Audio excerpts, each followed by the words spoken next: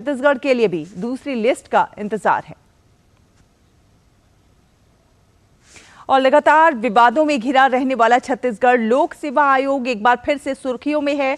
आरोप यह है कि परीक्षा के तहत डीएसपी, डिप्टी कलेक्टर के पदों पर अपने करीबी रिश्तेदारों को भर्ती किया गया।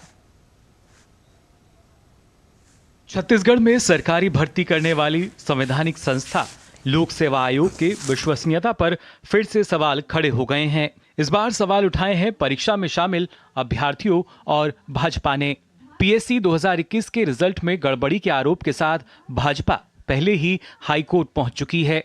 याचिका में 18 लोगों के नाम शामिल किए गए हैं, जिनकी नियुक्ति पर भाजपा ने आपत्ति जताई है। याचिका में बताया गया है कि आयोग के एक सचिव के रिश्तेदार को डिप्टी कलेक्टर के पद पर, तो वहीं राज्यपाल के एक सचिव के बेटा बेटी को भी डिप्टी कलेक्टर के पद पर नियुक्त किया गया है। इसके अलावा पीएससी के चेयरमैन और कांग्रेसी नेताओं के करीबियों को मेरिट लिस्ट में जगह दी गई है, जिसके चलते होनहार बच्चों को नीचे और छोटे पोस्ट दिए गए हैं। छत्तीसगढ़ में हुए सीजी पीएससी एग्जाम को लेकर छात्रों ने गंभीर आरोप लगाए हैं। मामले को लेकर पूर्व बीजेपी नेता ननकी राम कंवर ने हाईकोर्ट में याचिका दायर की है। इस भर्ती परीक्षा में 18 लोगों की लिस्ट जारी की गई है। आरोप लगाए जा रहे हैं कि मेरिट लिस्ट में पीएससी चेयरमैन के रिश्तेदारों और कांग्रेस पार्टी के नेताओं के करीबियों का चयन हुआ है। ननकी राम कंवर ने हाईकोर्ट में याचिका दायर कर भर्ती पर रोक लगाने की बात कही है। हालांकि कांग्रेस के अपने ही तर्क हैं। छत्तीसगढ़ पीएससी में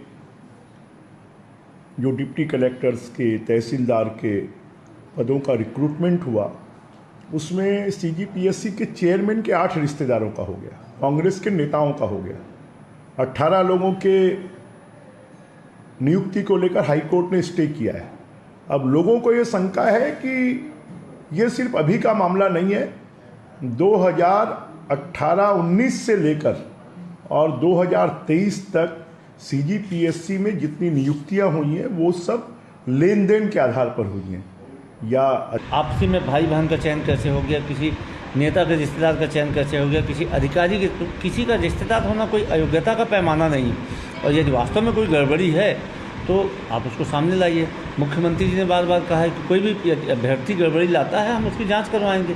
भारतीय जनता पार्टी सिर्फ और सिर्फ राज्य लोक सेवा आयोग की विश्वसनीयता पर सवाल खड़ा कर रही है। इस मामले में बिलासपुर हाईकोर्ट ने राज्य सरकार से जवाब मांगा है और जांच के निर्देश दिए हैं।